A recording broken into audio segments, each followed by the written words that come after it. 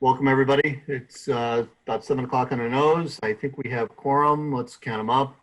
Howie, Craig, Rick, David, myself, and Steven. So that's 6.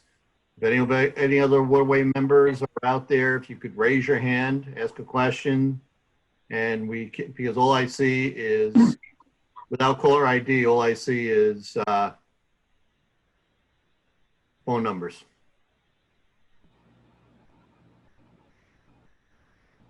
Okay, so I'm going to assume that that's it for right now. So let's start the meeting with a roll call to help Alicia out. Alicia, obviously Brian Kelly's here, Craig Rosenquist, Rick Murray, Dave Sinkowski, Howie, and participating will be Maura Kern, and obviously Seth is also participating. Mike Gibbons has just joined the meeting, so I'll ask him to unmute, and he should be in. And Brian, Dave Friedman's here too. Oh, Dave, I'm sorry. Stephen Moan. You guys, with your block caller ID, it's tough to tell you're out there. Okay. So Alicia, we're missing Tucker. And that's it. Okay, so let's kick this meeting right off. Has everybody had an opportunity? So we did the roll call. Have everybody had an opportunity to review the agenda for the September meeting? Wait a minute, Yeah. Brian. We have to accept the agenda first. That's what I was doing. Because So you're, everybody had a chance to review it, and then I was going to make a motion to accept. Is that all right? Mhm. Okay. So if everybody has an opportunity to review the agenda, could I get a motion to accept the September agenda, please? Yeah, motion to accept the agenda. Second. Thank you. So that was, if you guys could help Alicia, so that was Mike Gibbons who made the motion and Rick Murray seconded it. All right. I don't think we have to make, Dr. Murray, do we need to make a roll call or vote on this since we're on a Zoom call on the agenda? I don't think so. Whatever you usually do. We don't usually, but I figured I'd ask. No, the agenda, These are not usual times. I don't know. I'll defer to Moving over Maura. to- No, you don't have to roll call, Brian. You have to roll call when you take a vote. Thank you very much, Maura. Okay. Has everybody had an opportunity to review the minutes of our last month meeting? And if so, are there any corrections that anyone would like to suggest or make? yeah, I'd like to mention under D, the comprehensive dredge project. The last thing we discussed that night was that we were going to target November to release the scope of work. Okay, so on section G, did you say or D, Howie? E like in dog. Okay, And didn't we say that we were going to get like the preliminary version this month? so the preliminary version, the harbor master has been working with Kyle, our coastal officer, out of town hall. Kyle had intended on joining the meeting tonight, but had a conflict. So we were going to review it and Kyle was going to share information. Unfortunately, that's pushed back. So I believe Howie is correct that we were going to receive the scope of work. That would actually be Howie, I believe the October meeting, correct? Well, Stephen, didn't you say by November we'd have that? Stephen? David? Yes, I did. That's correct, Howie. Okay. So I just want to make sure that the minutes reflect the November target date. Okay, so Alicia, could you keep me honest on that and make that correction, and then you and I can sync up on it tomorrow before it gets posted? Absolutely. Thank you very much. Okay, if there's no other corrections, could I get a motion to accept the meeting from the August minute meeting? Murray moves. Second? Second. Okay, so that was Rick Murray and Howie, second. Okay? Okay, so accepted. Move right along to Harbor Master Moan's report, monthly report. Stephen, you out there? Yes, I am. Okay. So Stephen?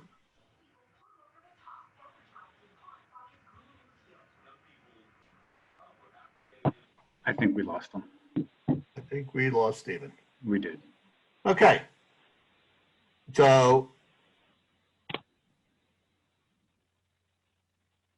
let's, I can hit some of the, I can certainly start with letter A in his report, which is the mooring database program.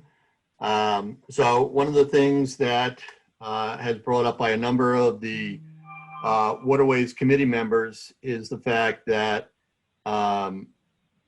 a number of mooring sticks were in the harbor, a number of mooring balls didn't have markings on them. But more importantly, what we're trying to do is get a handle on the mooring population in the harbor overall in terms of, Stephen, is that you back? Yes, I'm back. You muted me. You muted me somehow, and I was not able to unmute. That's why I sent you the text. I think Howie did that. Oh, So, Stephen, I was just starting to talk about your mooring database program, how you begin the process. You've gotten a number of questions from Waterways members about some of the potential winter sticks or unmarked moorings, as well as mooring balls not being marked. And more importantly, though, you've finally been able to acquire 2 iPads, and you begin a program to complete the database of mooring information, to include a picture of the boat, a picture of the mooring, and all the pertinent information, including last date of inspection for that mooring, for every mooring in the inner and outer harbor. You began that program. Is that correct, Stephen? that is correct. And myself and Mike Pierce actually met with Joe Rumanowski from Mooring Info a few weeks. It was right after the last meeting when we got the iPads. So we went out and he kind of educated us on how to do it best.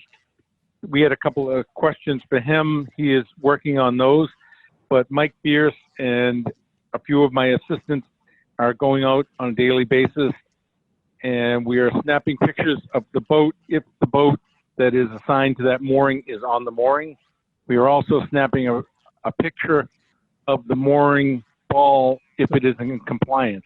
If it's not, we have a flag system in Mooring Info where we're able to flag the mooring, and we make a note in it, and then we'll go back to it once we've completed the process. So it's working out very well. There was a little bit of a learning curve, but it's working out very well. And you know, Mike is working very hard on this project. Okay. Does anybody have any questions on it? Yeah, how many, this is Dave Friedman, how many have you taken pictures of, like in the next week or 2 or 3? I mean, all those boats are going to come out of the water and the balls will start coming out. What percentage have you taken pictures of? Well, we've gone out to every mooring on the outer harbor, and we've taken pictures of every mooring ball and boat that belongs on that particular mooring. Now, there's some of the boats that may be out of town. So this is an ongoing project where he's going out every day, because there could be 5 boats back in the harbor that weren't there last week. So that's why the flag system works, because he knows what has to be corrected and what photos need to be taken. So the Right, outer so harbor all is the- done, and outer harbor is was completed. Now he's just going back out to make the corrections and check to see the boats that do not have photos because the boat was not on the mooring. you understand what I mean by that? Yeah, so that's the outer harbor, and is that half Yeah. the mooring? That's a large percentage of it, and then half of the inner harbor is also been completed. Okay, great. So Steve. But again, they're Yep. not all done, because if you went out there and the boat was not on the mooring, then he just took a photo of the mooring ball. Which may have So issues, so you can at least address that. Yeah, so we have to, correct. You are correct. And that's why we're doing this. And then our plan is to send out a message to the mooring inspectors so that over this winter, that they get all of their moorings with the proper mooring number on the mooring. And then we'll go out and do it again. And if they're missing the mooring number, what our plan is to send a warning to the mooring holder, which I'm sure will, he'll contact his mooring inspector to get it taken care of. And if it doesn't get taken care of, then we'll just issue a citation through mooring info. And Directly to the mooring holder. it'll generate an invoice. Excellent. So Stephen, as part of this, as you look at the moorings and what boats are on the moorings, are you going back and verifying that the right boats are on the moorings? Is that part of this, or is this more about the moorings and the location? No, it's the moorings, the location, and that the correct boat is on the mooring. Okay. So it also gives us a photo of the correct boat, so we can pull up any mooring and verify that that boat actually does belong on that mooring. Okay, good.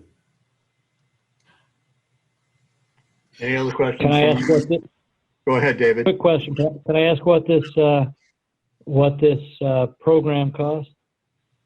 This is mooring info. This is the program that we invested in 2 years or a year ago, year and a half ago. Oh, it's part of Brian? that program. Great. It is. Understood. Yep. Yeah. All right, excellent. So Terrific. Steve, It's just a little bit more of it. And, you know, it's been a learning curve for us as well. So, but the system works very well. My staff, you know, have their arms around it, and they're working with it. And the iPads are a great help out on the boats.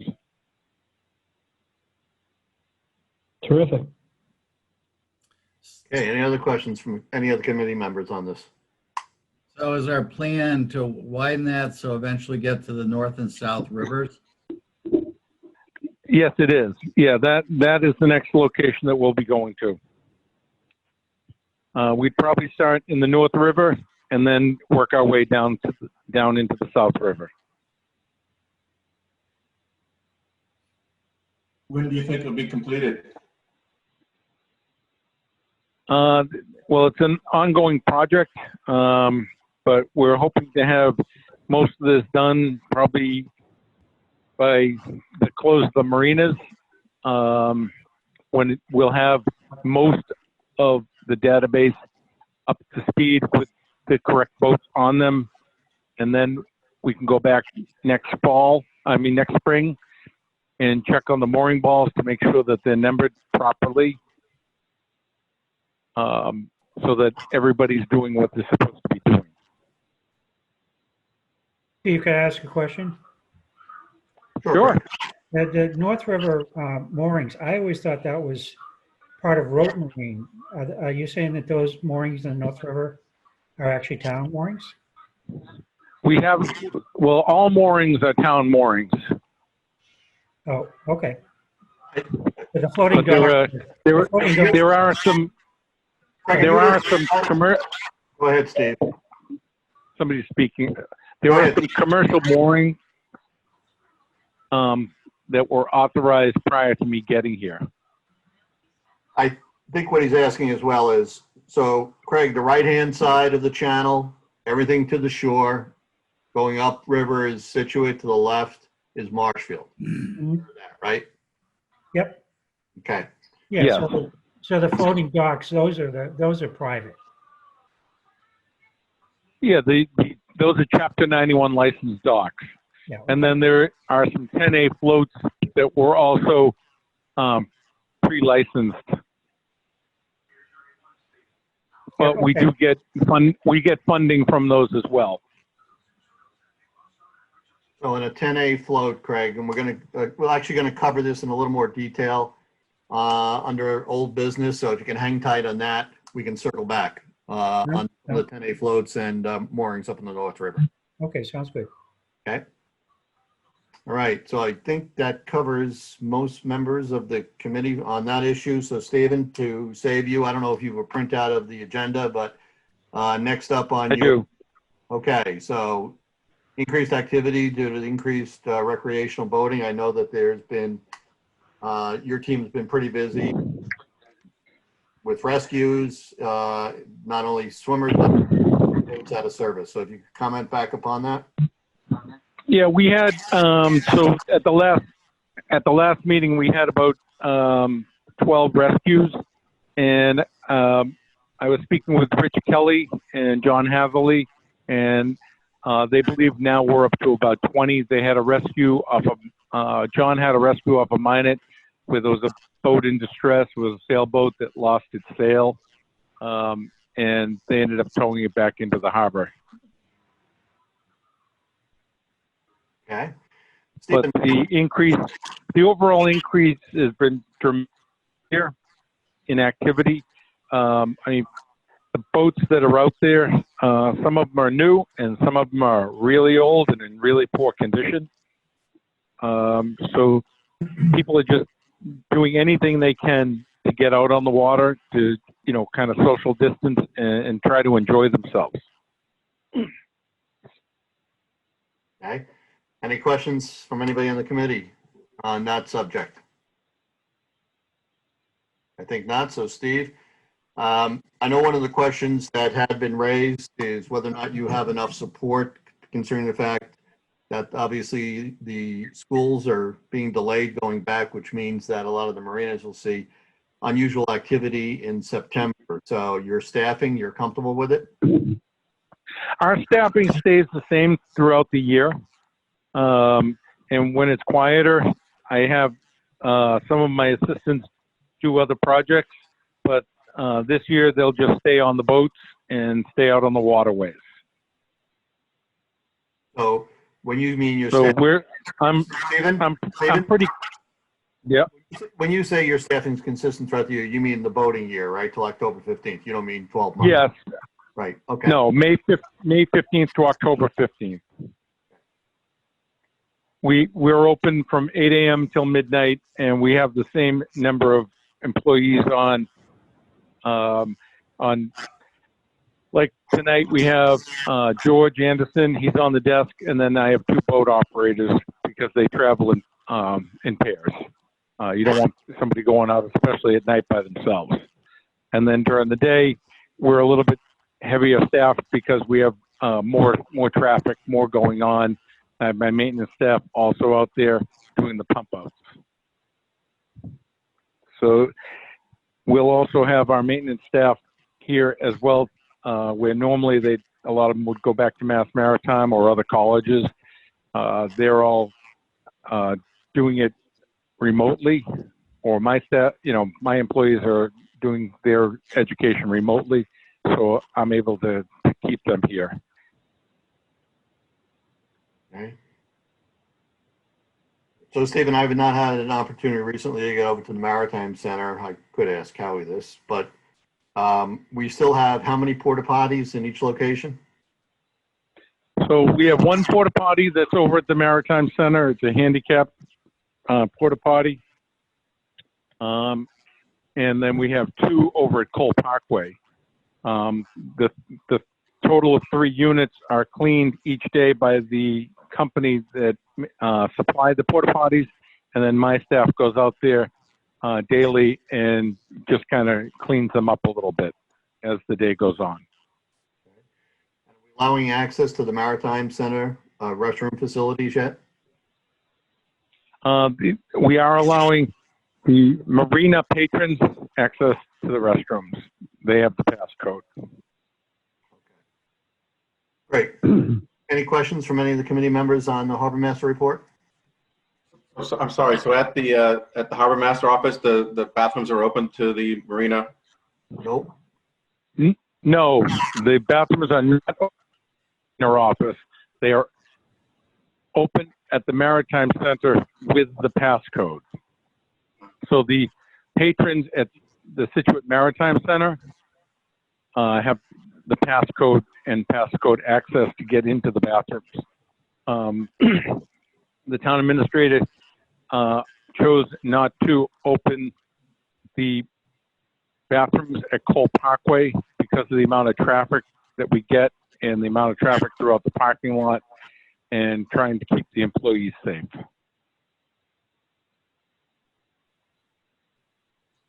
Okay. So let's jump into old business. Steve, can you give us an update on the delivery of the boat? I believe we're still on schedule. I believe we are. I've been speaking with Stuart Workman. 2 packages of electronic, a couple of radios and a police fire radio went up today. Also, some other gear got shipped up, and I'm setting up an account with a marine supplier to get some dock lines, fenders, life jackets, things like that, so the boat will be equipped and ready to go. Okay. And that company's up in Maine. It just didn't make a lot of sense to ship, 5 or 6 life jackets and dock lines and things like that. So, and we were trying to save money on the purchase, so we were able to purchase, the anchors, the lines, fenders, things along that nature. Okay. Are we looking at getting them delivered, or are we still planning on sending up personnel to take delivery up there and ride it down? We'd like to go up and bring the boat down with Stuart. It's part of his contract, but that's to be determined whether we'll be able to go up and do that or not. So is that October 1 or is that October 15, Steve? October 1st. Okay. Sorry, I just want to check something very quickly. Does that look like it's on track, Stephen? Both. It does. Yeah. Yeah. I spoke to Stuart, and he seemed fairly confident that things were moving right along. Okay, well, Good. great. At our next meeting, you can tell us how the ride was, Steve. Hopefully you get some smooth seas. And that would be great. Yep. Okay, so activity on the Spit and surrounding rivers. Are you still coordinating with Mike DeMeo and Yeah. and to the best of the capabilities, SPD and Coast Guard in terms of river activity? And all around activity, we are. We speak with my staff. Can't hear him. And we're You're breaking Yep. up. You're breaking up. sorry about that. My staff is working very closely this year with Scituate PD, and we're also with Mike DeMeo's office very closely to keep after the activity in the rivers and to keep the speed down. About 3 weeks ago, I deployed 4 new no-wake buoys in the North River. Mike DeMeo deployed some no-wake buoys and some signs in the South River, and I have 2 signs, no-wake signs in the river going up on the Damon's Point aids and navigation pile on the Tucket side of the river. Okay. Any questions from the committee? Okay, so comprehensive dredge project plan. We kind of already touched upon this. Kyle from our coastal officer that was working with Stephen on the project plan, was going to be on this call for our October meeting. I'm sure he can give us a summary of the scope of work, and then the full-blown in November meeting. Am I correct, Stephen, or? Yes, he should be able to do that. Okay. All right.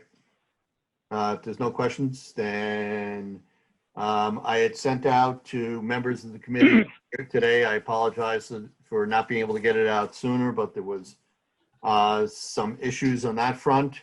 Suggested language to go into the rules and regulations, specifically regarding the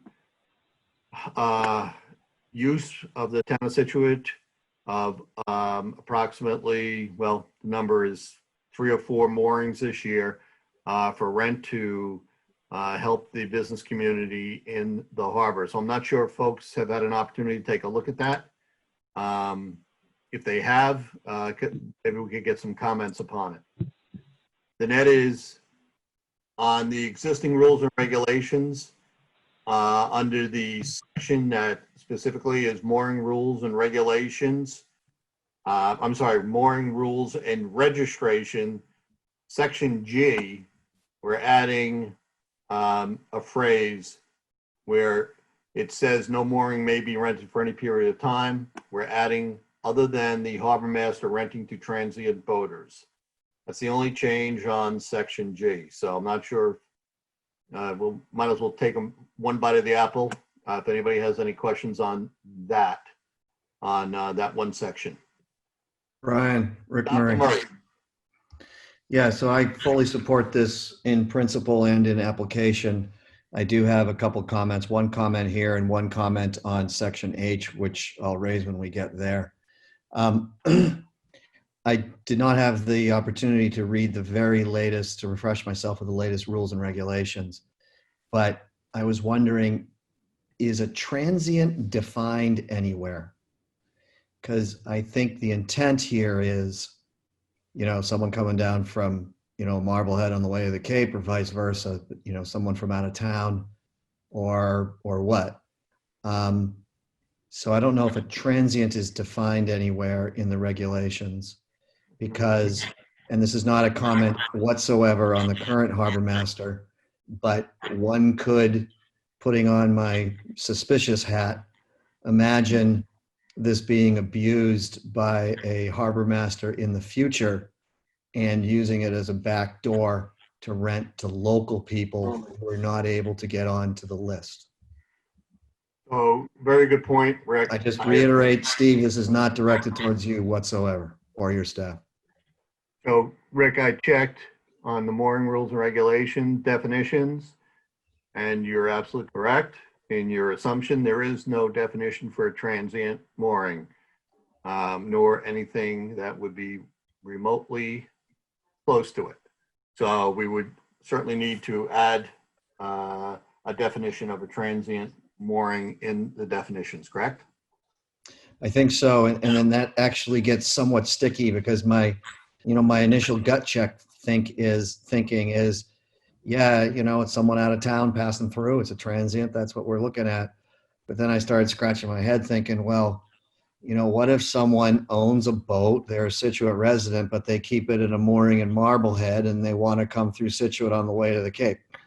So I actually don't know how we want to define transient, and reasonable people may have different expectations as to what transient truly means. Well, couldn't you also have a scenario where somebody that lives in Scituate doesn't have access to a mooring or a slip and wants to put their boat in for the 4th of July weekend, and there's no one on that transient mooring?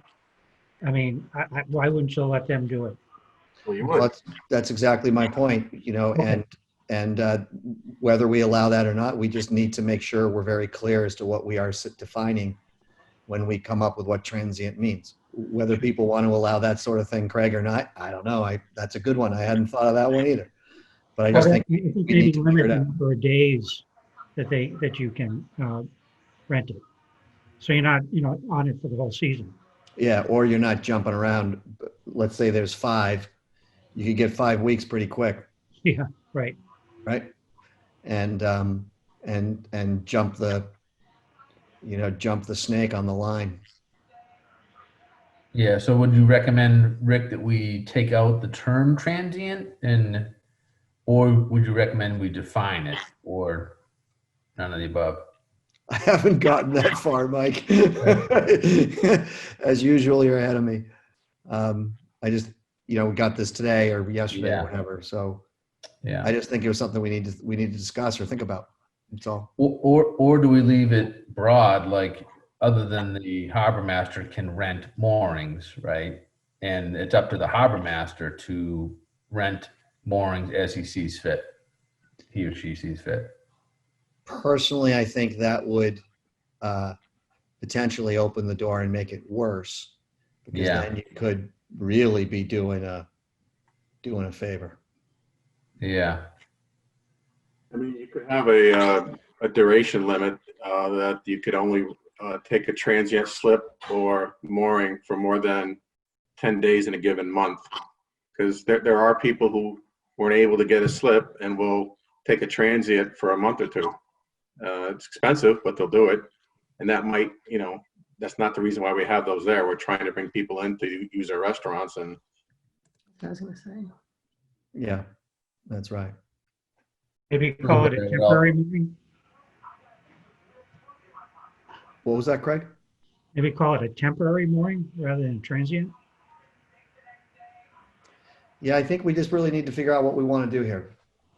And I don't think we'll be able to resolve it tonight. I just wanted to raise the issue.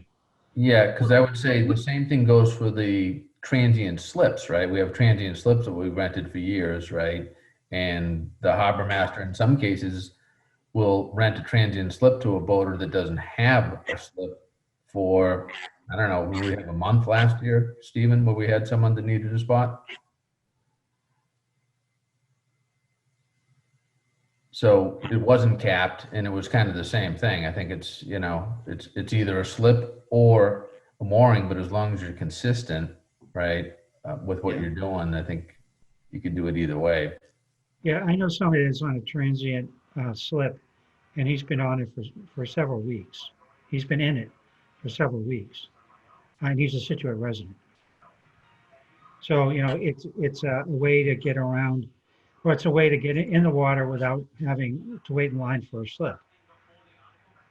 I'm sure it's expensive for him, but he doesn't seem to bother him.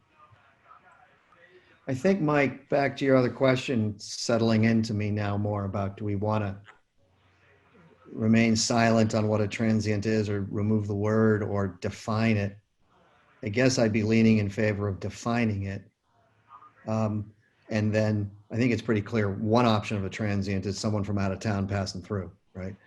But Yeah. do we want to expand the definition to say or a resident for no more than a certain amount of time, or something like that? Maybe try to come up with some wording that Because I think that gets to the heart of it, right? That gets us kind of somewhat defined, right? And then it also kind of limits, but we also want the ability for local people to be able to rent a mooring, like Craig had mentioned, or slip, right?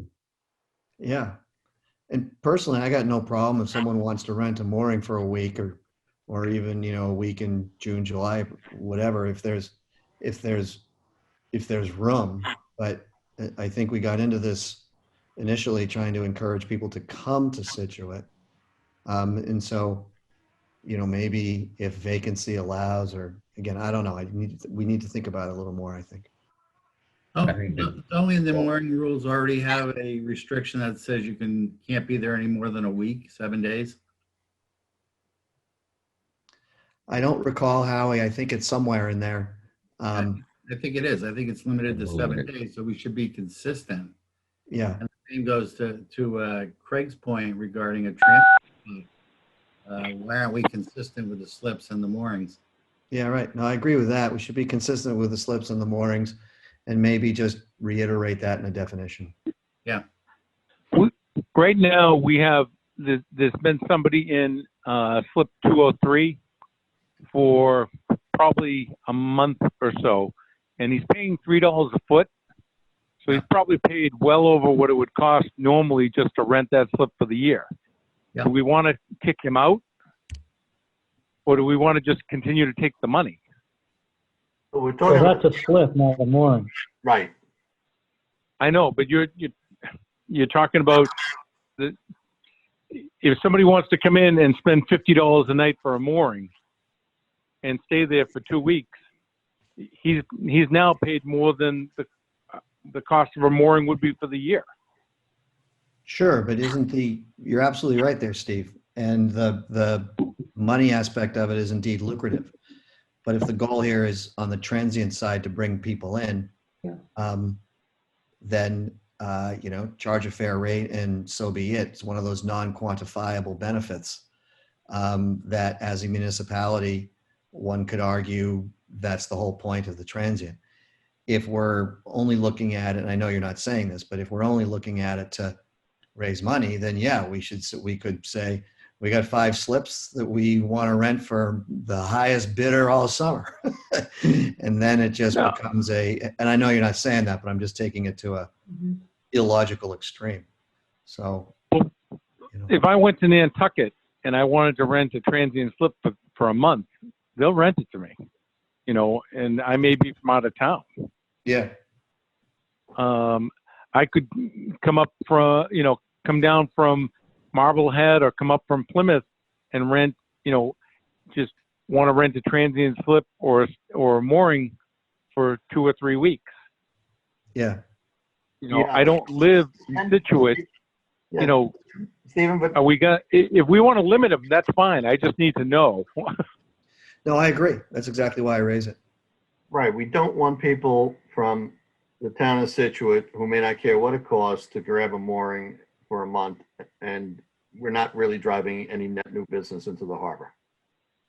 That's Right. counterproductive to the concept here. And that should be true of the slips too. I think we should be consistent.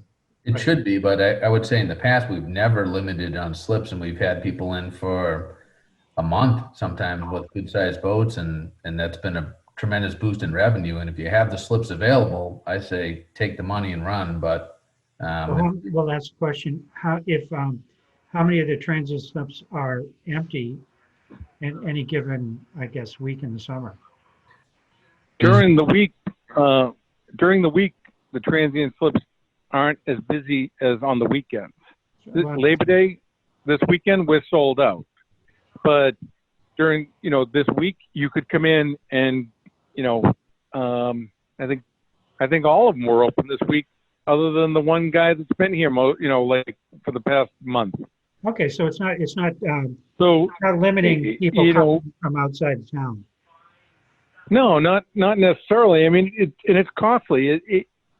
People.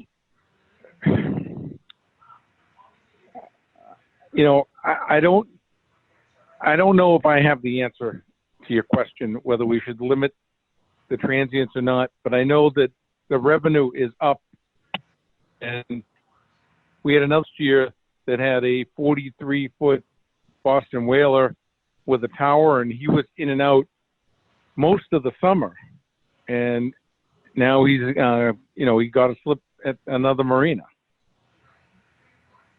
but he brought a lot of revenue into our office, and he spent money around town.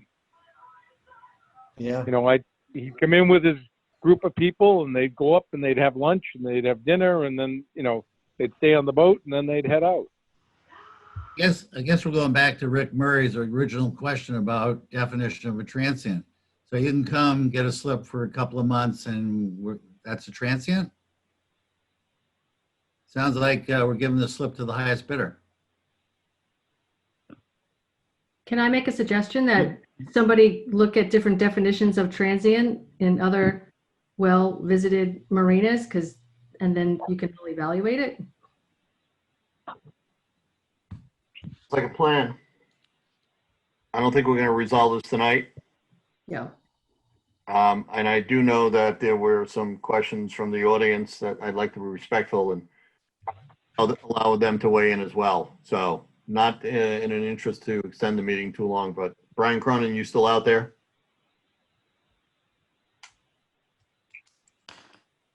Brian? Yes. Hi, Brian, thanks. So just two things. Is it possible to screen share so we could see, because the changes weren't distributed, so I didn't know if somebody could put it up so we could see the changes on the screen.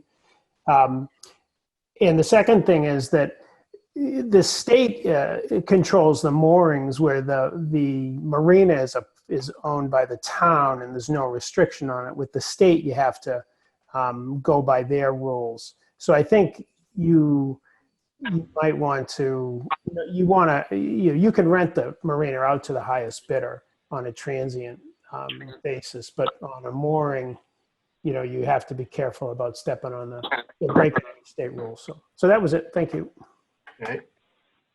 So before anybody Brian, to answer your question, I apologize. If I tried to screen share this thing, I'd probably terminate this call, which maybe some people would appreciate. So I will send this out and include it as in the agenda for next month, the verbiage. But at this point, the only difference between the existing language that's in there and the new language was the phrase "other than the harbor master renting to transient boaters." That's in the paragraph in section G, where the beginning says no mooring may be rented for any period of time, period. We've added "other than the harbor master renting to transient boaters." That's what we were talking about, okay? Okay, that was the only change? That's so far. Okay. And at this point, I know there's going to be, we put in a section H, and there'll be a lot of discussion on that. So hang tight for that, okay? Okay. So we can either delve into the suggested section H, or we can circle back next month. My thought is we delve right into it, because I'm sure people are going to want to make changes to this as well. Rick Murray. Yeah, since I'm on a roll, Mr. Chair, but I think this one will be smaller, at least for me. There's reference to DACWA Yes. in the first proposed paragraph of H. And I would hesitate to mention a particular vendor or particular product, as it would imply that municipality is endorsing that particular product. But I think you could just replace it with the existing online, with an existing online process or something like that. Okay. With whatever the town is using for an online Yeah, mooring system. yeah, something in there like that. Otherwise, if we change away from DACWA next year, we got to change Yeah. the whole rules and regs. Excuse me. That's it from me. So I modified that. Then the question becomes on the next paragraph. I don't even think that this is required, to be honest with you. And since I helped author this with Mike, it's not that I'm having a civil moment with multiple personalities.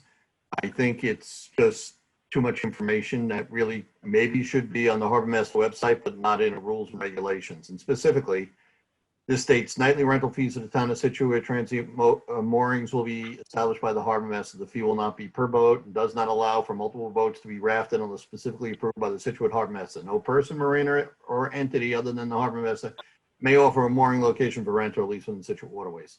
So we already state that last sentence in a prior section. Well, we don't say other than the harbor master. We just say it can't be rented. So my thought is that we strike that second paragraph, and I'll ask for comment on that. Yeah, I would strike it. Okay. So what we'll do is Mike Gibbons and I will circle back up and visit a bunch of, virtually visit a bunch of marinas and find out definitions of transient, come up with verbiage, and then we'll send this back out to the committee. We'll make sure that this is included as well for the public to view prior to next month's meeting. We'll put it on the agenda, we'll put it on the agenda and complete so everyone can see it. And Yeah, I endorse Brian Cronin's idea of checking with what the state has. If the state has a definition of transient, Yep.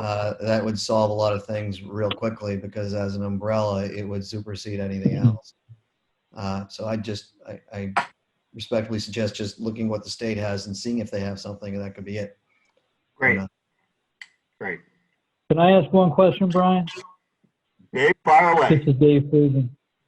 So we're talking about any open mooring, the harbor master being able to pick and choose whether he shoots them off to one of the mooring services, or are we talking about what we were a couple months ago, 2 or 3 specific moorings being owned by the town of Scituate, then being able to rent those out as we saw fit?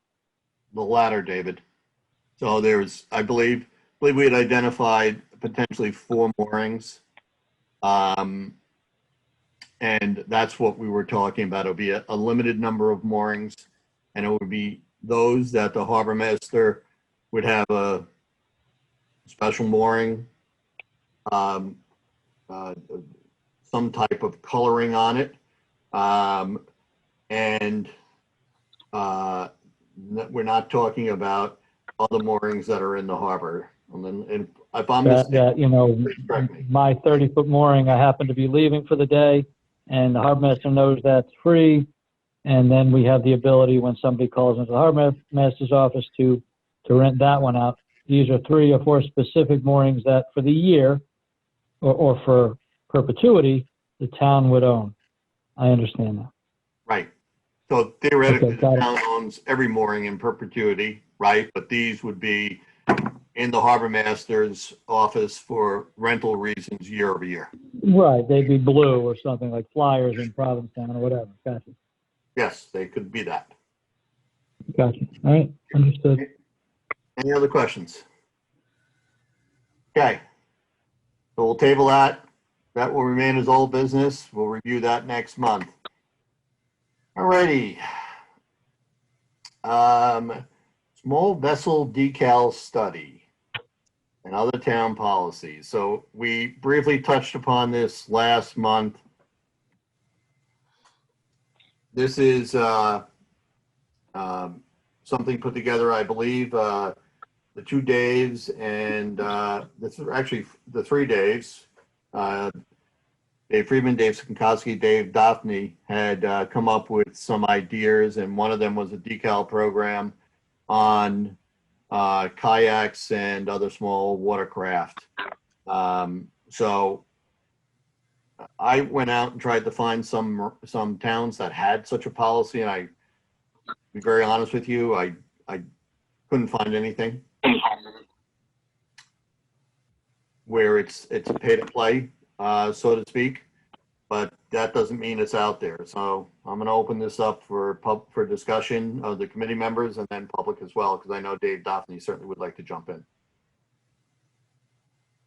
Anyone on the committee?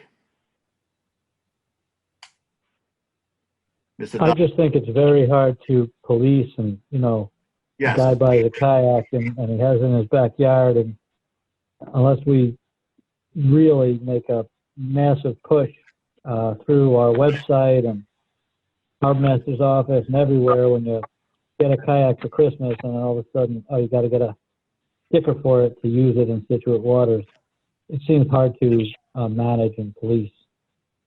I like the idea, obviously, but I think it can be very difficult to enforce. That's my opinion exactly, Dave, but I want to open it up for everybody to talk about it because it would be a nice revenue bucket for us to be able to pull from. But in talking with the harbor master, he certainly sees some problems with it as well. But open it up. Anyone else on the committee?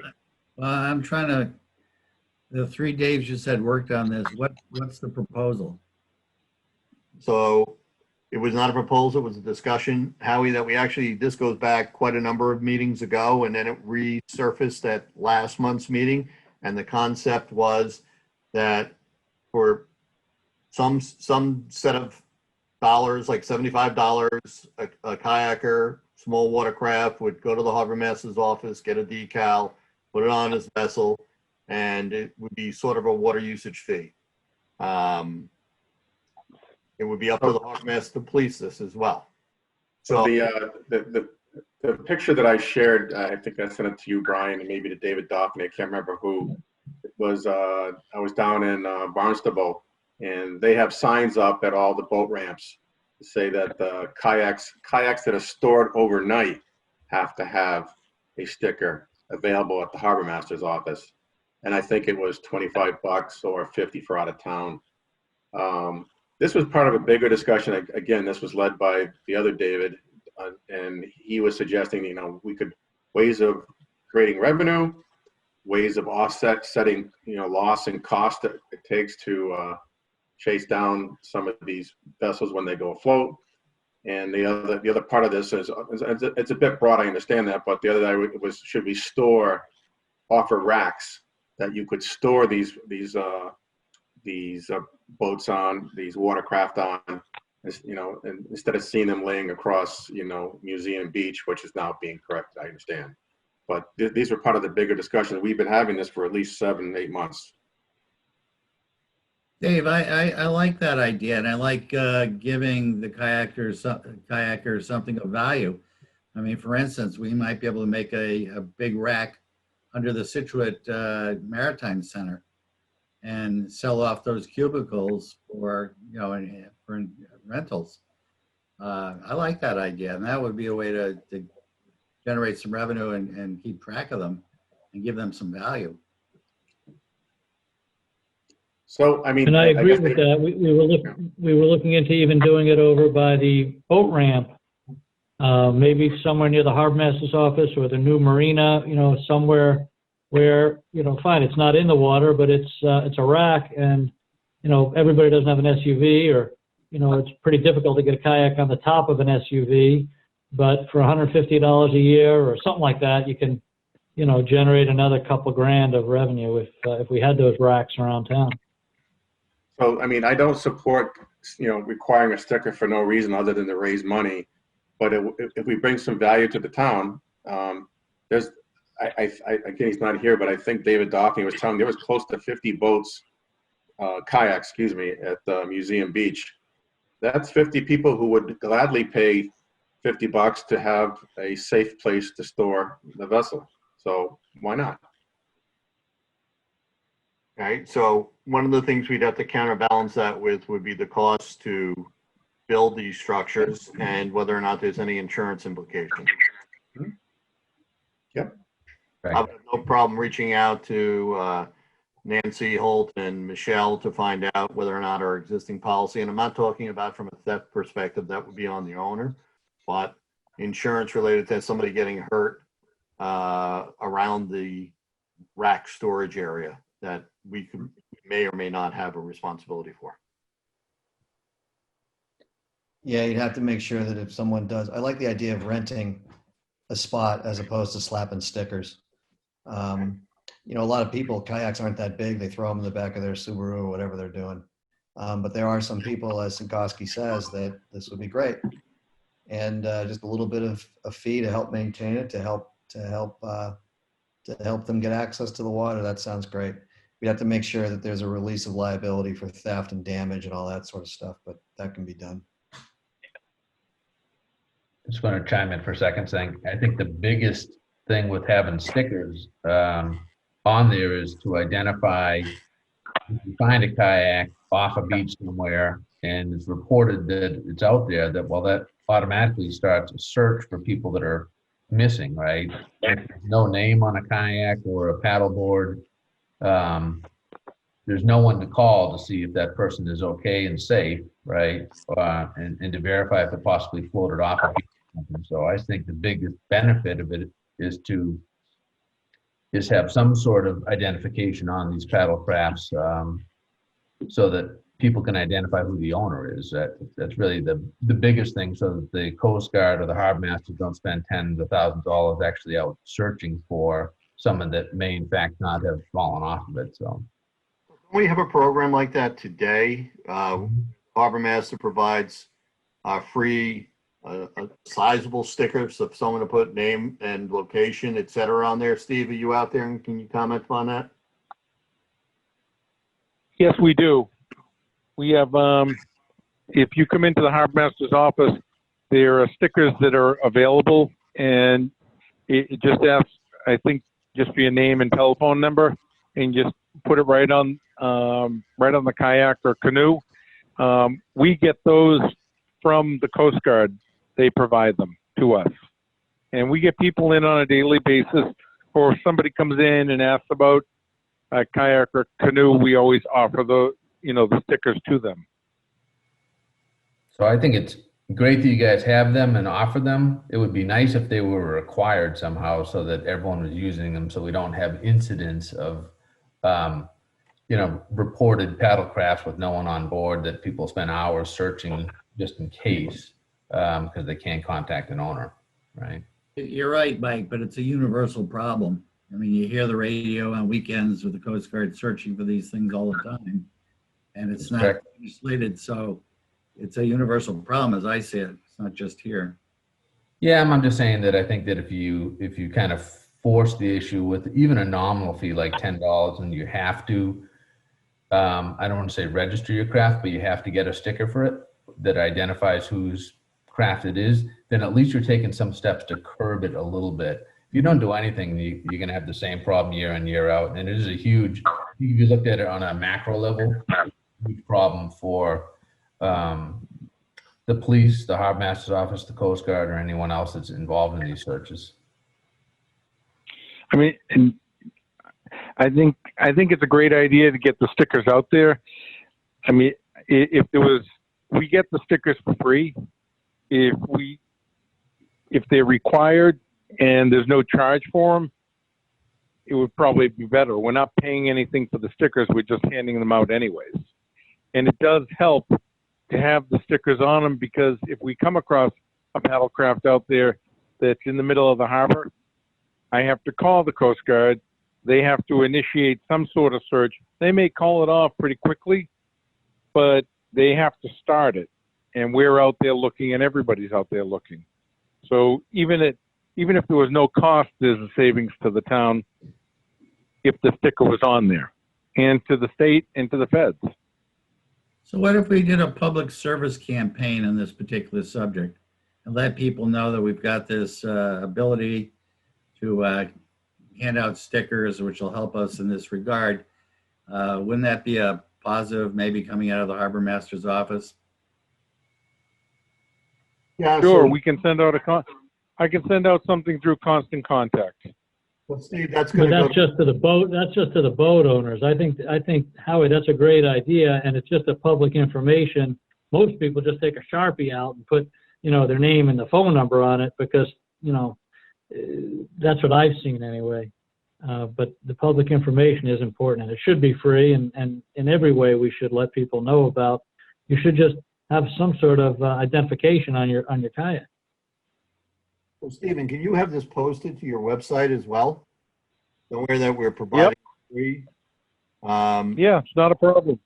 And Maura, I'm not sure where, but can we post this somewhere in town hall as well? And once we get past that, I'll turn social media over to somebody smarter than me about how to get it out there in a public service campaign. Absolutely. I think you should also alert Scituate Boat Club and the Yacht Club and make sure that they all have some on board, because I know Scituate Boat Club has their own fleet, if you will, of kayaks.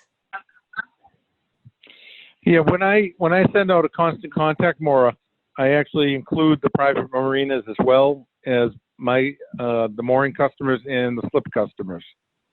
So when it goes out through Constant Contact through my office, it does go to them. Great. But more, I think even, and that's good that you're getting all the boat owners and the boat people at boating, facilities, but maybe sort of a spring, maybe an email townwide, just to remind people they ought to, just for the public safety, maybe the police can send it out, just for safety, you ought to have stickers or some sort of identification on your kayak. I think it's great. I mean, Steve can send it. We can send it out. We can organize that with Steve in his office. Not a problem. The yacht club has their own boats. They're clearly identified as the yacht club, and to get one, you have to sign it out by name. So if Steve's team was to find a yacht club one, they would presumably call the yacht club, and the yacht club knows who it is. So that part is taken care of at least. Howie, Yes. are you out there still? Yes, I am. Maybe Mass Marine Trades could send something, to the boat, the companies that are selling these crafts. Yeah, that's a great idea. That's a great idea. I just think we need a broad distribution. I think it's a great PR piece to get out and help us help you type thing.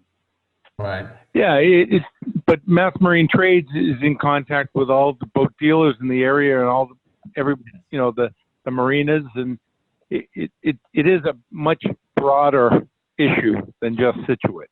Yes. It's everywhere. Yes. And we belong to Mass Marine Trades now, so I think they'd be willing to entertain that. And they have a broad distribution. I think that's a great idea. Okay, so to sum this up, Howie, can you lead the charge on the Mass Marine? Yeah. I think we can go to Randall there, and they may have already done something. Somehow I think they have, but I'll go back and look. Okay, and then It may be something that needs to be repeated throughout, and really pounded away at the dealers, because the dealers are looking just to sell the boat. Yeah. It might be just something that he needs to continue and push out there. Yeah. Like a dog tag, basically. Everyone ought to have a tag on their kayak. Yeah. Yeah. I mean, I even suggest that if you use the sticker to write your telephone number and name under the sticker, so if the sticker comes off, it's still on the paddle craft. okay. So Stephen, you'll have this added to the website, and we can work on something to provide to Maura that maybe we can get blasted out. The contacts the town hall has. Yeah, I'll go next door and ask the Coast Guard, because they may already have, the verbiage, Okay. since that's where we're getting the stickers from. Great. And separately, Brian, we ought to, over the winter meetings, talk about the idea of building racks and the economics of that, and to see if we can somehow maybe, make the waterways more accessible by having people, older people and all that, they can't throw it in the back of the Subaru. Maybe they can just leave it at the Maritime Center or somewhere near the Harbor Master's office. If we have a couple of racks, and if there's 20 or 30 total spots to be rented for the year, that may be a better way to make the waterways a little bit more accessible. I agree with you. And obviously what we may have to do is at some point circle up with conservation. I'm not sure about the Maritime Center, how you certainly have much more based knowledge than I do about that, but whether or not conservation has to engage if we're doing any such thing over there, building racks underneath the Maritime Center. Maybe, but we can elevate them on the pilings that are already there. We could have quite a nice system, I think, and access. It's got a nice little launch area there. We might be able to make better access to, so they can launch right from there. Great. Or even somewhere near the ramp, by behind the hardware store. I forget what that ramp's called. Yep. If there was a rack there somehow, it would give people an opportunity to get onto the water. Yeah, it would be nice to have one at the conservation park on the Driftway. Exactly. Okay. So we'll put that on future agendas for next year. I made a note. So there was a question last month on North River floats and moorings. Stephen, do you know that number off the top of your head? Yeah, there's 14 10A floats in the North River between A to Z and Damus Point, and there is 15 moorings We're getting revenue in between A to Z and Damus Point. There's a total of 80 moorings in the North and South River. Okay, and we receive mooring for all of those, correct? Yes, we do. Okay. and there's 486 moorings in Scituate Harbor. Also, as requested by Waterways, I did go out and do an audit, or I had my staff go out and audit the individual marinas for the amount of boats in their slips, so that if there's any discrepancy, whether we're charging them too much or too little for the Waterways user maintenance fee, we can correct that. And that task has been completed as well. The front half of it, right, Stephen? We've sent an email out to the marina owners recently, letting them know that an account and that they will be. Yeah, I meant the task of going out and counting them. I was in meetings all day today, so after I got your text message yesterday, I plan on going back to the office today and drafting up those letters and sending them out individually. Right. Okay. Okay. So Okay. just for clarification on that, Brian. Yes, So that was added in as new business because what were we trying to accomplish with that? Were we just trying to get a count on them? Is that what we were looking for? that's an error, Mike. That's an error on my side. Dave Simkowski had asked last month if we could come back with that information, and instead it really should have been old business. It was a conversation that occurred at the end of the meeting. Okay. We really should have had that back over in old business. Okay. We wanted to make sure, we were recording all the moorings in the 10A floats, and B, how many were there? And obviously we were receiving the appropriate revenue for that. Okay, good. Yeah. Okay. This is just a placeholder. The next item, the new business, schedule future financial review in October, November.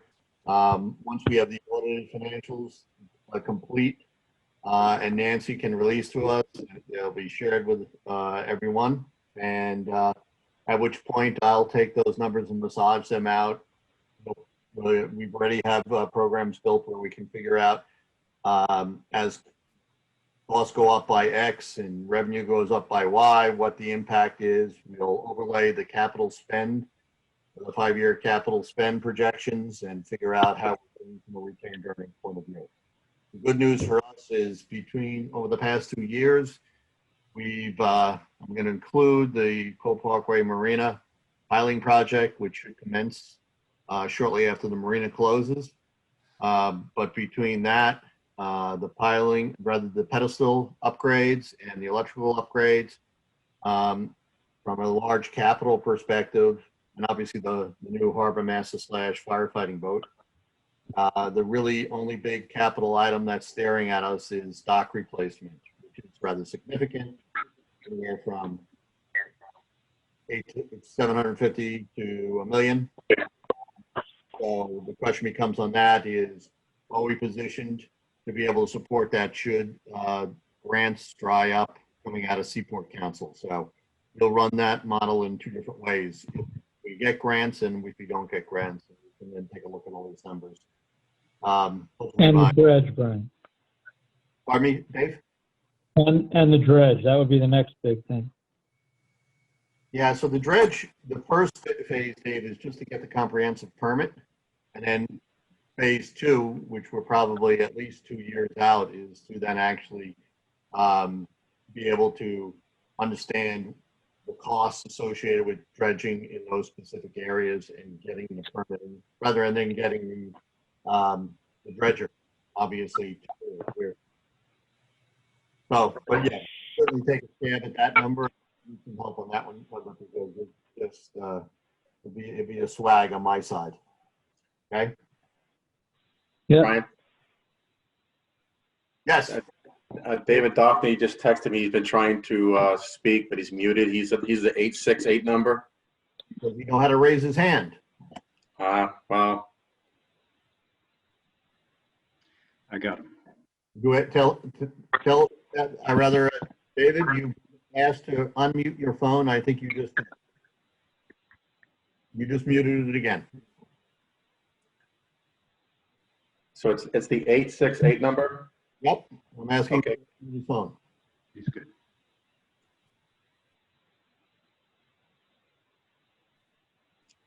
Okay, so David, there you are.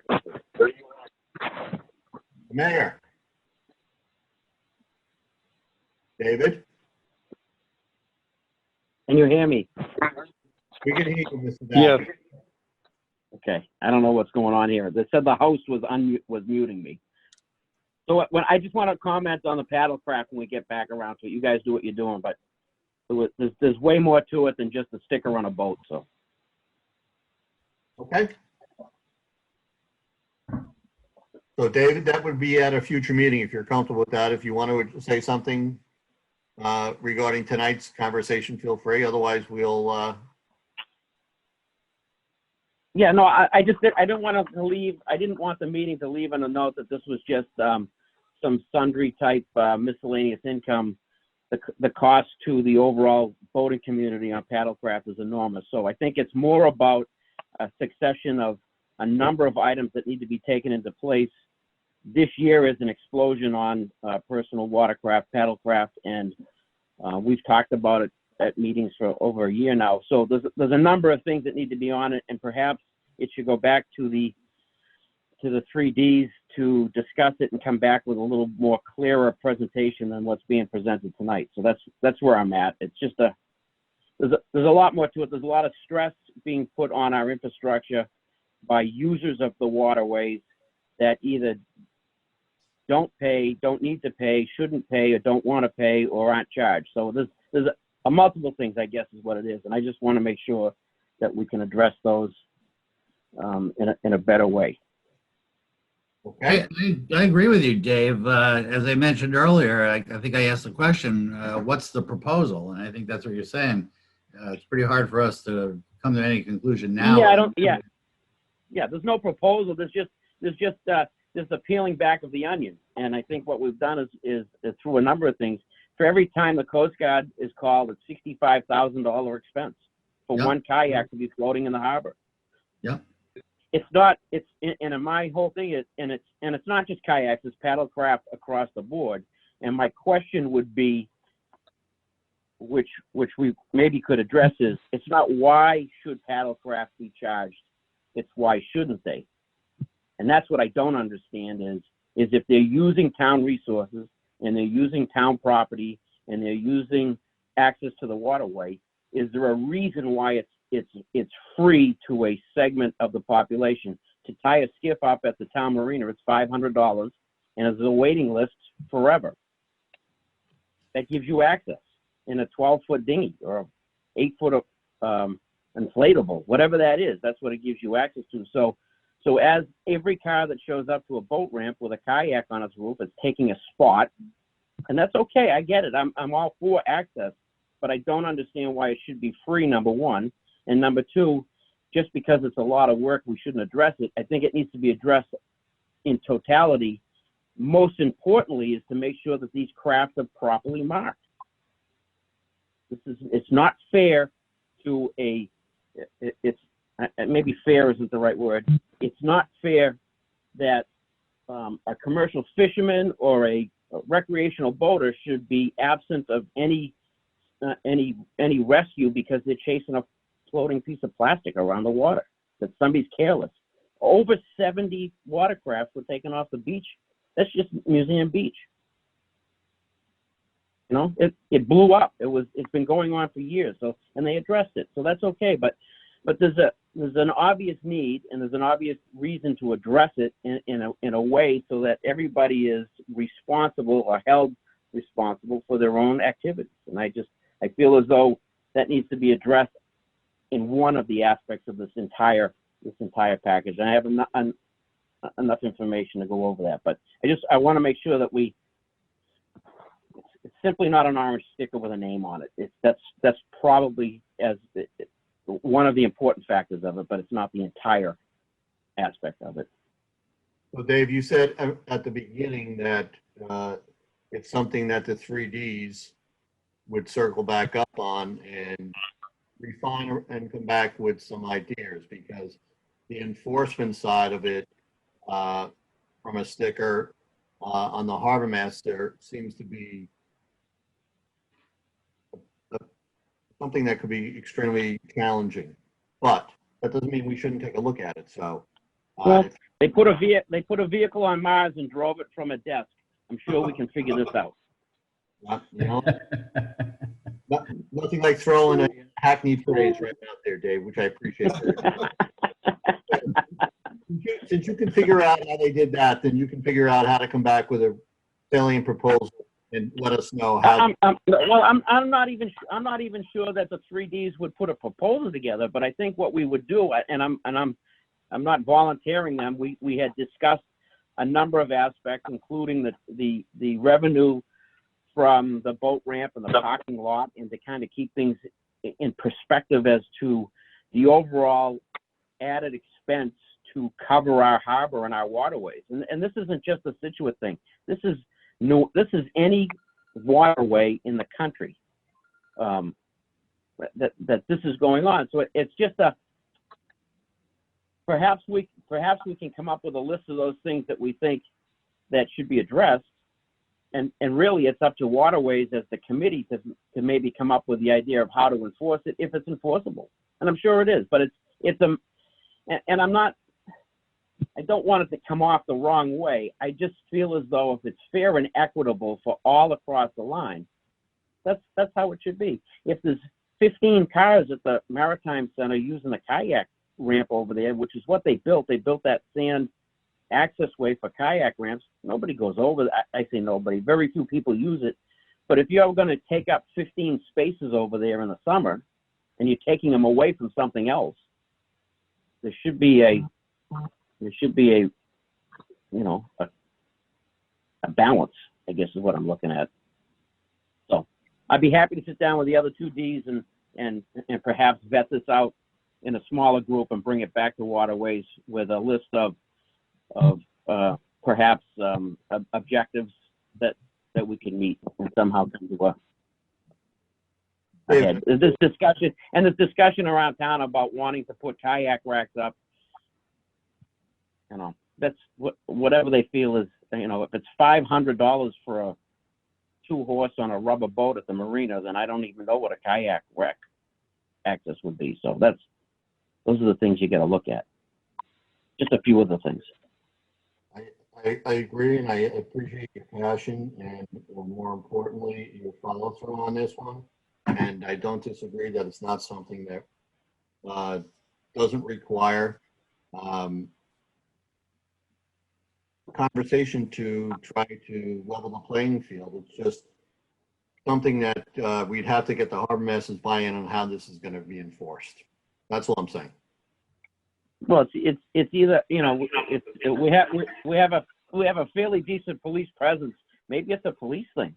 Maybe that's one of the things that happens. I don't know. Those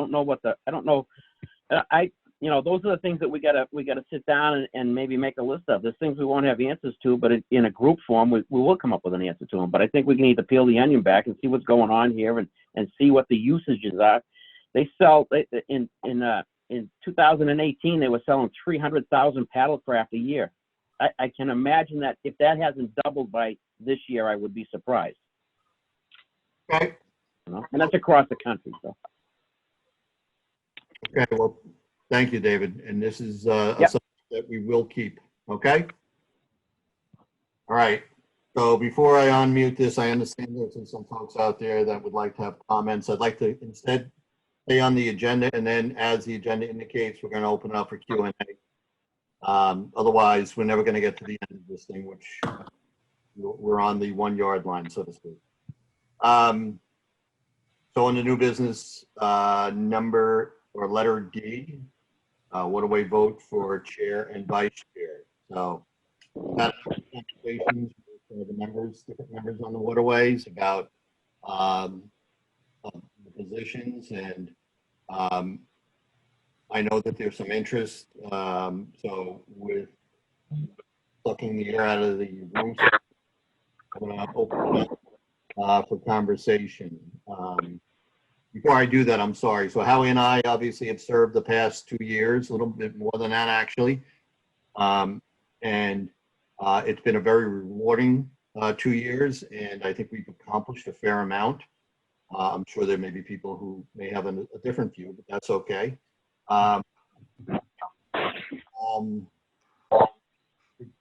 We, both of us believe that it's time for new ideas and new blood to get involved and help out on this. So the nice thing is there's a number of veterans on this committee that either have served in different capacities on different town boards, and obviously even above and beyond it. So I'm going to open it up for discussion. And Dr. Murray, you're up first. Yeah, I nominate Mike Gibbons for chair. I think Mike would be great. Let it Mike drop off. And second. So I nominate Rick Murray for chair. no, I really mean that. I've been around this committee for a long time, and I thank Brian and Howie, who I assume will still be around and involved.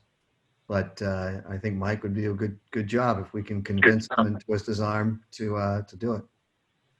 Michael? Yeah, I'd be willing to try it. I was reluctant in the past because of time. Time is still a concern of mine, but I want to be able to kind of help the committee move forward and kind of bridge the gap here. Fantastic. Okay, can we get a second on Michael's nomination? Second. I'll second. Okay. Second. Okay, so Rick Murray nominated and Craig seconded. Alicia. Okay. Anyone else?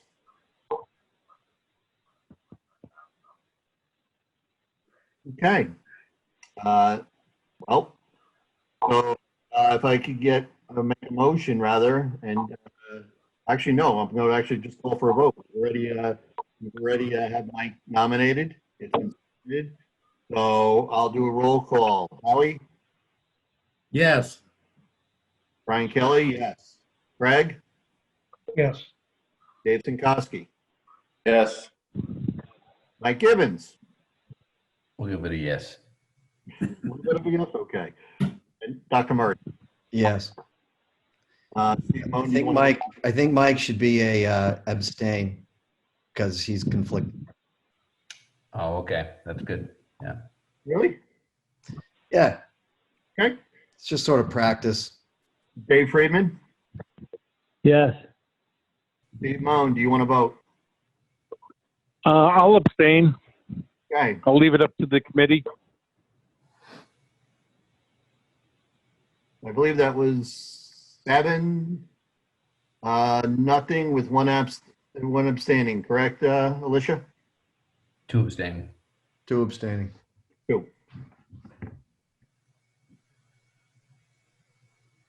Congratulations, Mike. Okay. Congratulations. Howie. Very I'd like nice. to thank the Academy, all my friends and family, colleagues. You love me. You like me. Not me. All righty. So, for the vice chairman role, if there is anyone that is interested in fulfilling that role, or if someone would like to make a nomination of someone, whether he likes it or not, if we could, a member would speak up. I would like to nominate Rick Murray. Oh. Rick?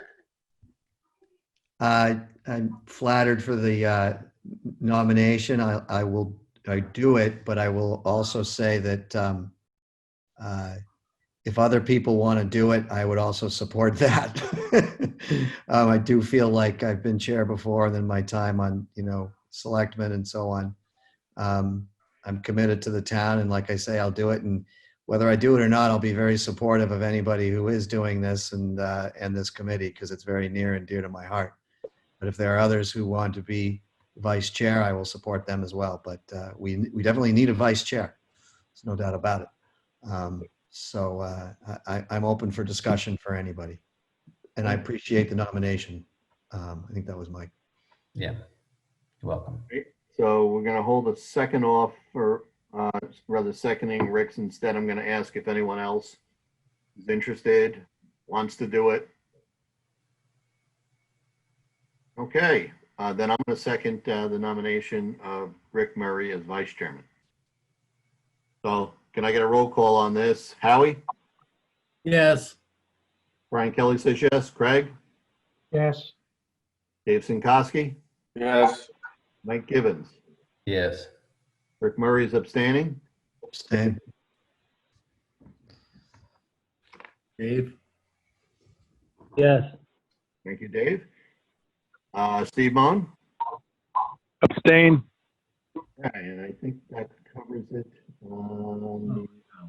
Vice Chairman. So congratulations, Chairman Gibbons. Thank you. I should hand you the ability to unmute everybody's calls right now. I'm doing a Zoom training with you right now. I'm going to unmute everybody because I believe there were some questions. And I would offer to buy you a drink at our favorite watering hole, but there is none. So we'll have to take a pass for the future on that one. So let's see. How do I unmute everybody simultaneously? Is Seth still out there? Yes, if they have questions, they should raise their hand. Just look at the reaction. They'll see like the raise hand. If they have it. Yeah, so we've been getting text instead. I think White had a question. Brad, I've unmuted you. Brad? Brad's got his hand up. Yeah. I unmuted him. Brad? He's there. He's there. He's just He's There. unmuted. Brad? Okay, well, Brad, figures this out because we got him. I think you're there, Brad, right? Or not? Okay. Anyone else out in the public comment, want to participate in any way? If so, could you raise your hands? I think Brad tried to get in, but he's having trouble. He's asking to unmute 1986. I guess he doesn't understand the process. Yeah, so we've got our technical guru, Seth from Scituate Television on here, and his last digits are what? Brad is currently unmuted, correct? Yes. Brad. No, Brad, I think is on two lines. I think Dave Friedman just said he's 986. Yeah. So it looks like 1986. I got him. I got him. I got him. Yep. No. And who the hell is Brad White over here? I have no idea. He's going One's to be. video, Well, one's he may be on the Zoom as well as dialing in if he doesn't have correct. good audio. Yeah, Okay. Maura's right. So I've asked to unmute him, 986. I have tried. He's not. Brad?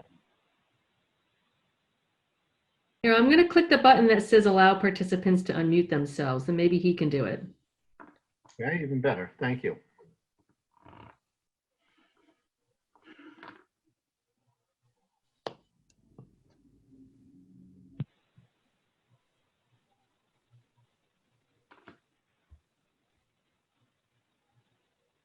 The phone is always tricky.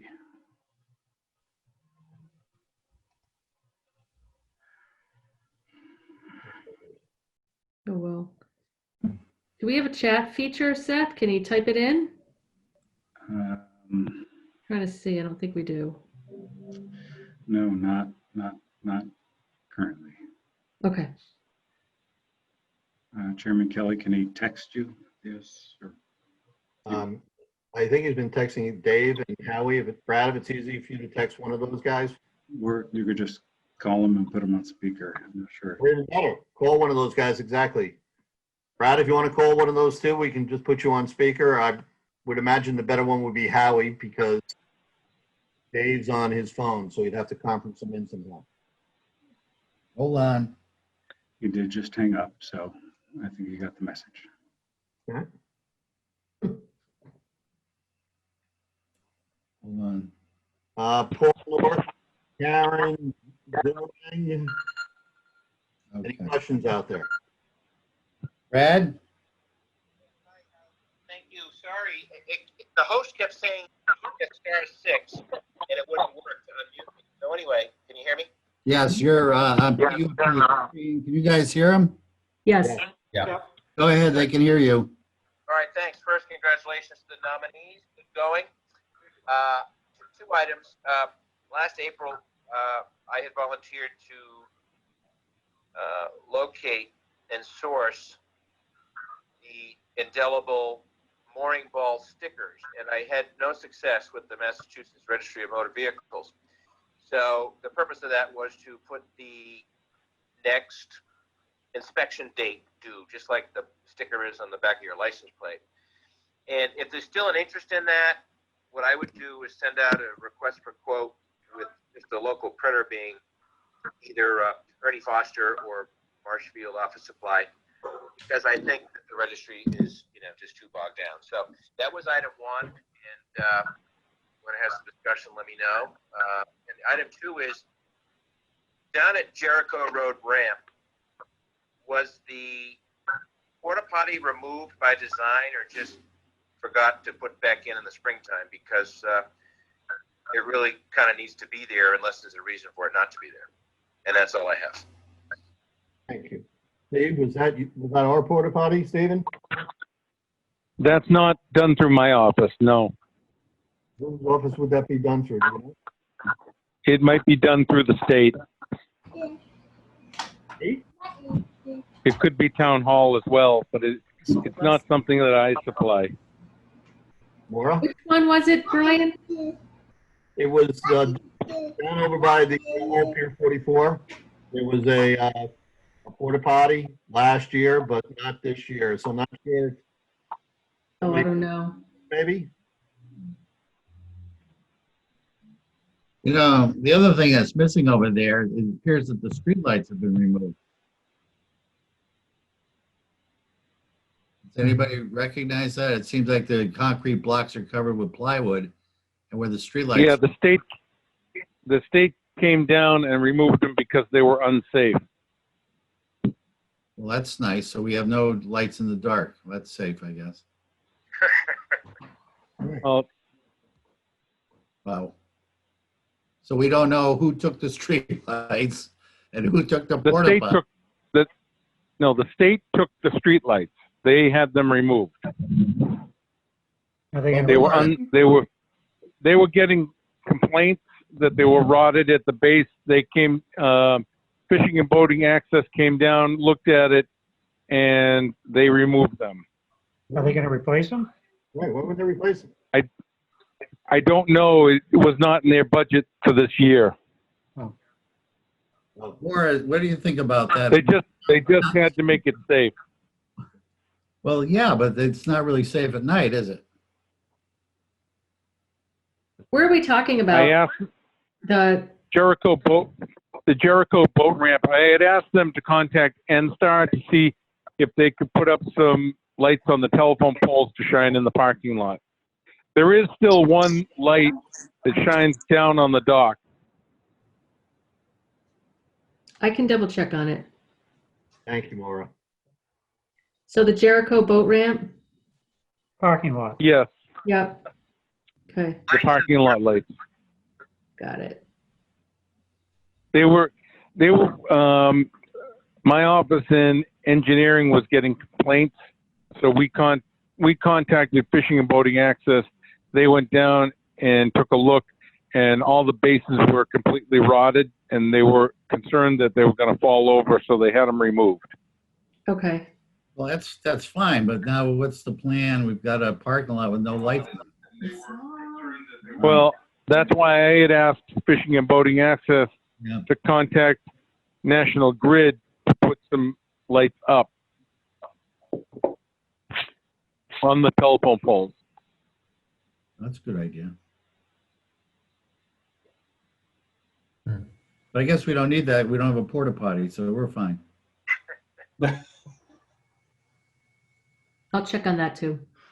Thank you very much, Maura. The stickers, let us know if you want let me know if you want me to continue to chase that rabbit. Again, the purpose of that was for folks putting boats on moorings they weren't familiar with during a storm blow. And if a mooring is past inspection for whatever reason, there's danger of that boat breaking and scraping. So that was the theory. Chairman Gibbons? Yeah, I'm kind of thinking about that. So I recall the conversations from last year that we did discuss this. So I don't know where it ended up and how it's back now. But I guess it's something we should add on to new business and discuss it and just say kind of what's the need and what do we need to do in order to get something put together for it. Okay. Well, what I can do, Mike, is ask those two vendors to quote it and then make a decision so we don't burn another month. I feel bad the registry didn't respond, but they had the best sticker in the business, but the Coast Guard makes a nice sticker as well that doesn't peel off unless it's in the sun for a long time, which I've discovered. So that'd be great, Brad, if you can get the cost on that and we can at least kind of review it as we put it on the agenda for the next meeting, right? Yeah. So I'll send the guys out a request to see if they have an interest in bidding on it. I would think they'd buy a roll for 3 different years, see how it works, or 2 different years, see how it works. And with every mooring sticker issue, your inspection sticker, if you qualify for it. Stephen, is that something that's feasible for you guys to do, or to be the mooring inspection guys that actually put those on? I'm not sure what the sticker is going to say.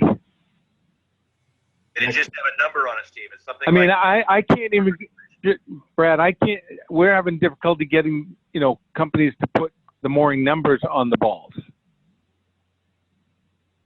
Well, my suggestion is to prevent damage that happens every fall with big storms from moorings that break because they're not maintained. So the only way to police that, because you can't see underwater, is to have some type of a written identification on it that the mooring owner, just like they put the sticker on the back of their boat in a non-pandemic year, they put their next inspection sticker on the ball. If it's too complicated, forget it. It's just a suggested solution to property damage, which happens all the time. And mostly the property damage happens breaking off from inferior moorings. So that's Brad's solution to fixing it. Just like the Registry of Motor Vehicles can pull you over if your sticker's dated 19 and not 20. So let's put this on as an agenda item so we don't over discuss it off agenda. Yeah. And then That's fine. we can kind of discuss the whole thing and then figure it out from there. If you got the cost, Brad, it would be good to have that for the next meeting, just so we have an idea. And Howie, thank you for letting me camp onto your phone. I can sign off now. Not a I have it problem. on my other screen. Okay. Okay. Any other questions from anyone out there that we can unmute and hopefully they can speak? Anyone? Bueller? Bueller? Hey, Brian, I'll say thank you very much, and Howie, for your service. Second that. Yeah. Yeah, did a great job. Great job, guys. Great job. Big shoes to fill. Yeah. A lot of pressure on you, Mike. Rick. I'd like to say thank you to Howie and Brian. I think you really brought the committee to the next level in the past 2 years. So I think the board appreciates your dedication. We look forward to the batons being passed and this continuing to be one of the more stellar committees that we have in town. You all do such a great job, and it's such an important committee. So thank you to all of you. Thanks, Maura. Thank you, Maura, and everyone else. And as Howie and I have said many times, it's really everyone else that's on the committee that makes the committee a great committee. It's fantastic to support, but really the knowledge and intelligence that people have and passion for all things waterways. So it's an easy committee to serve on because there's so many experts out there.